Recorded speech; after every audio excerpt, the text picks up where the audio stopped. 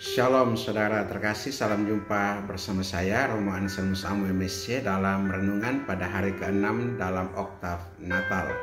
Salam damai Natal dan sukacita selalu. Dalam sukacita Natal ini kita diundang untuk merenungkan apa artinya hidup sebagai anak-anak Allah.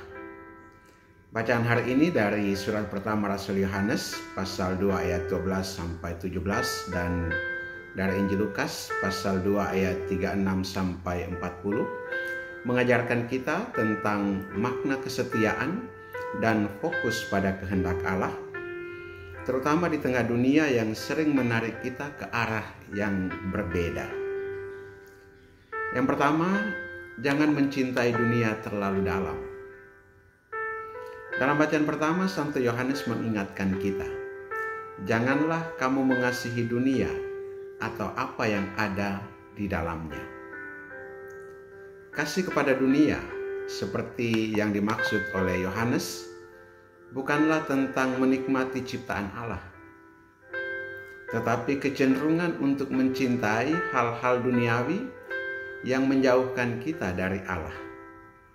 Misalnya, keserakahan, ambisi yang salah, atau keinginan untuk membangun identitas kita di luar kehendak Tuhan.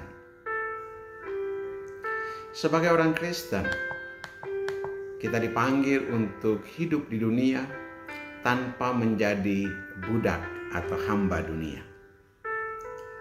Apakah kita hidup telah mencerminkan cinta kepada Allah atau lebih banyak tergoda oleh kesenangan sementara?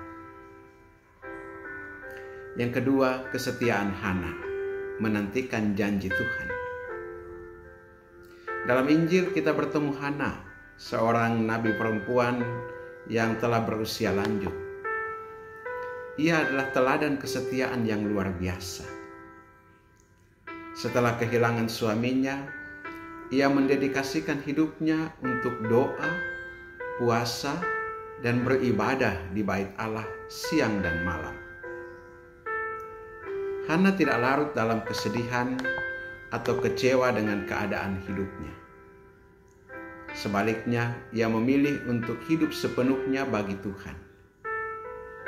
Ketika akhirnya ia melihat Yesus, ia langsung memuji Allah dan berbicara tentang anak itu kepada semua orang. Hana mengajarkan kita tentang kesetiaan dalam menantikan janji Tuhan.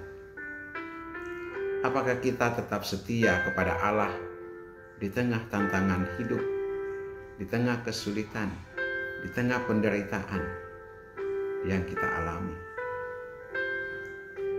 Yang ketiga, Yesus sumber sukacita sejati. Di tengah dunia yang penuh dengan godaan, hanya Yesus yang dapat memberikan sukacita sejati. Amin.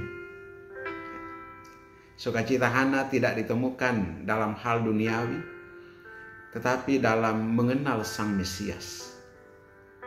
Sebagai orang Kristen, kita diajak untuk menjadikan Yesus sebagai pusat hidup kita.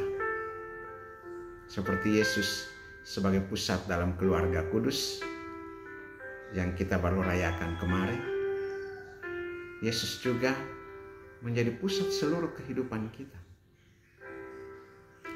Ketika kita fokus pada Kristus, kita akan memiliki kekuatan untuk melawan godaan dunia dan hidup sesuai dengan kehendak Allah.